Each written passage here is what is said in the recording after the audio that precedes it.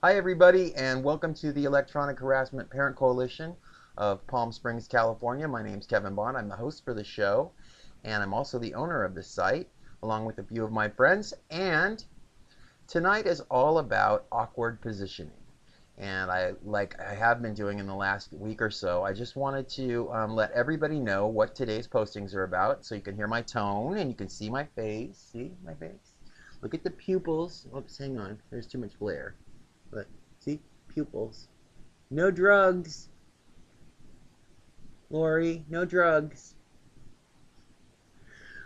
Anyways, I just wanted to let everybody know what today's postings are about, and it's about awkward positions and the positions that this girl has put myself and my friends in. And I realized today that I'm not the only one that she's done this to. When you look at the situation with the police department, you have a situation where you have a really good cop who was undercover for a long time, whom I've been friends with for, almost pretty much my whole life, and who was friends with my family and friends with my sister and stuff like that. And you look around and she's doing it to all his friends too, because, when you work at a place that long, you develop, friendships and relationships, and it's like your family. And I know that what that's like because I worked at the courthouse in San Diego for a long time, and this, electronic harassment started to affect all of these people.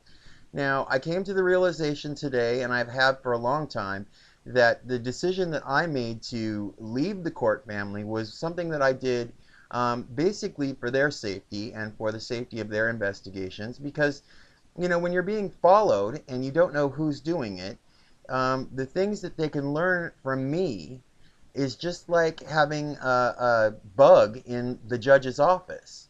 And this is primarily a drug dealing operation with Lori and her friends. And they like, methamphetamine, and they like to deal drugs. So if they're going around and they are following me around and they're seeing me in the courthouse and I'm, dealing with things that are of a top secret nature, like wiretaps and, package inspection stuff, they're learning things that they can't, that they shouldn't know.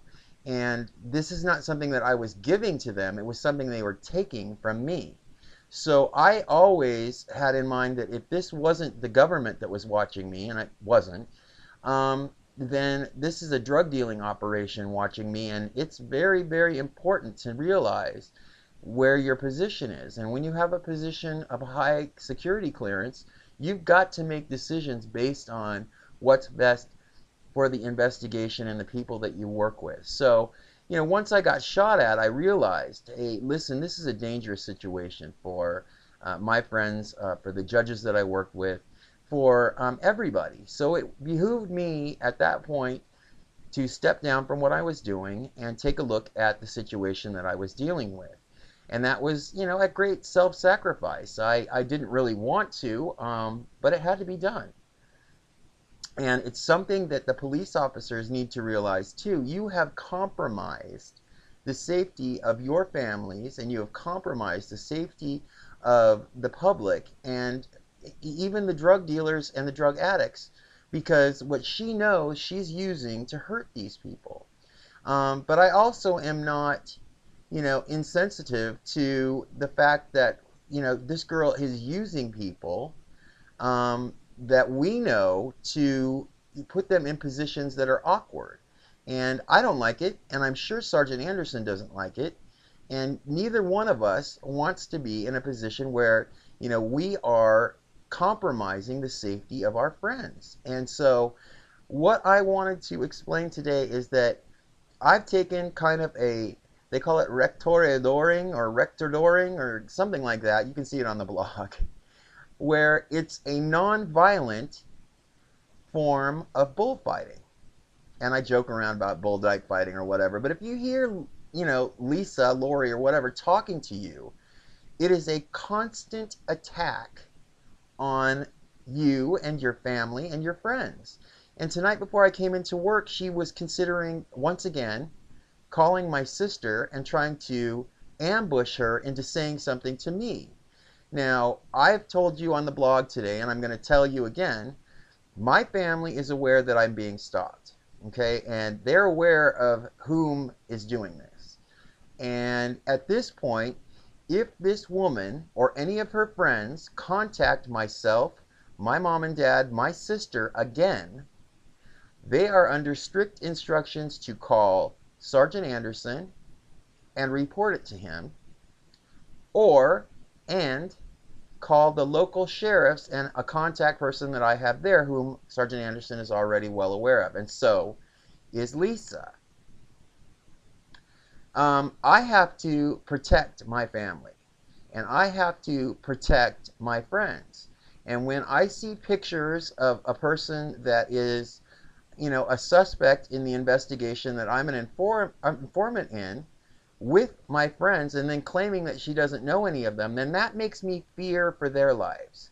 And it makes me feel like, well, what am I supposed to do, Sergeant Anderson? Am I supposed to, know that I have people on my team that are women that are claiming that this person has done something to them, and I'm not supposed to fear for the lives of my friends? What am I supposed to do? So, once again, I am trying to do a non-violent way of attacking this program. And it is the easiest thing for me to do because simply all I'm doing is using my smarts to show all of you that you can outsmart this girl and her friends simply by being honest. And, I've done a lot of the legwork, and I've done a lot of the neck sticking out, and I've done all of the work to keep you guys informed at the risk of looking like what she wanted me to look like, which is, oh, he's mentally crazy, or, oh, he's, insane and all this stuff. Look, I'm as sane as the next guy, okay? I have been through all of it. I've had myself tested. I've been to see, all the experts. I know what this is. And so should you by now. If you're looking at the blog today, I want you to realize that what I'm doing isn't a crime. What I'm doing is making fun of this person so that you all can realize the ridiculousness of the situation. All of us have an obligation to do what we're supposed to do, which is inform about a crime when we know about it. We do not have the luxury of saying that this person is not a violent person. We know that if we're hearing her, that we have already been through something violent. And we know that we have the right to say, this is what's going on.